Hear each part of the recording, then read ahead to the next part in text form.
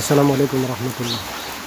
সম্মানিত প্রেক্ষক বন্ধুগণ, আমাদের বাংলাদেশের বৃহত্তর সিলেটে বিভিন্ন জায়গায় ভয়াবহ বন্যা রূপ ধারণ করেছে। এই বন্যার কারণে অনেক মানুষের বাড়িঘর ছাড়া হয়ে গেছে। আপনারা আপনাদের সামনে একটি ভিডিও উপস্থাপন করেছে। আপনারা ভিডিওটি শুরু থেকে নিয়ে শেষ পর্যন্ত দেখবেন, ইনশাআল্লাহ সেই পরিস্থিতি বুঝতে পারবেন।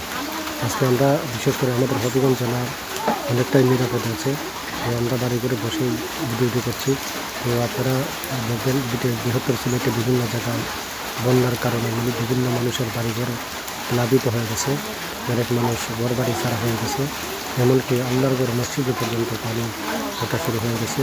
তো আপনারা ভিডিওটি না দেখে বুঝতে পারবেন না।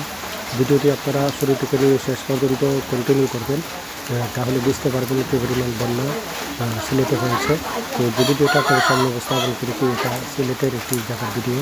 তো আপনারা ভিডিওটি শুরু থেকে নিয়ে শেষ পর্যন্ত দেখবেন, আর ভিডিওটি শেয়ার করে সবার মধ্যে ছড়িয়ে দেবেন। আমাদের সিলেটে যে ভয়াবহ বন্যা রূপ ধারণ করেছে, আপনারা প্রত্যেকেই যা জায়গা থেকে দূর করবেন, যাতে করে আল্লাহ রাব্বুল আলামিন এই ভয়াবহ বন্যা থেকে সিলেটবাসীকে যেন আল্লাহ হেফাজত করে। পাশাপাশি সুনামগঞ্জ জেলা তারা অত্যন্ত মানবতার জীবনযাপন করছে, অনেক ঘর বাড়ি ছাড়া হয়ে গেছে। তো আপনারা সকলেই সুনামগঞ্জ জেলার বাসীর জন্য সবাই দোয়া করবেন, যাতে করে আল্লাহ রাব্বুল আলামিন এই বন্যা থেকে যেন সমস্ত মানুষকে যেন হেফাজত করে দেওয়া।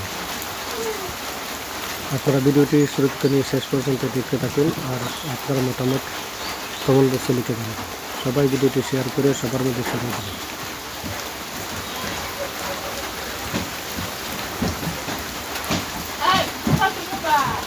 সবাই ভিডিওটি শেয়ার দিবেন।